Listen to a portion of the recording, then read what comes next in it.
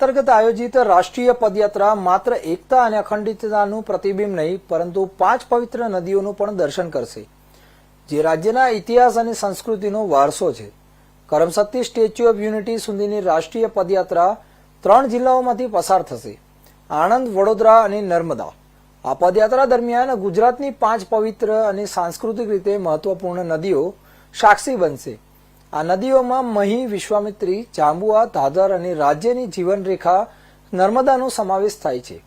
પદયાત્રીઓ આ બધી નદીઓના કિનારેથી પસાર થશે. આ નદીઓ લોકોની માતાની જેમ સંસ્કૃતિ, ઇતિહાસ અને જીવનનો પ્રવાહ છે. આ 5 નદીઓના આશીર્વાદથી આ રાષ્ટ્રીય પદયાત્રા ભારતીય સંસ્કૃતિની સમૃદ્ધિનું પ્રતીક બનશે અને રાષ્ટ્ર નિર્માણ અને દેશભક્તિનો સંદેશ ફેલાવશે. નોંધનીય છે કે રાજ્યની 10 નદીઓ, જેમાં સાબરમતી, ખારી, વાત્રક, મહી, ધાધર, નર્મદા, કીમ, તાપી, મીંઢોળા અને પૂર્ણાનો સમાવેશ થાય છે.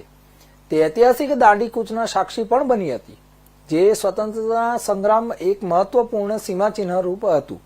સરદાર સાહેબને સમર્પિત આ પદયાત્રા પણ રાષ્ટ્રીય એકતા તરફના તે પવિત્ર પગલાઓને અનુસરશે.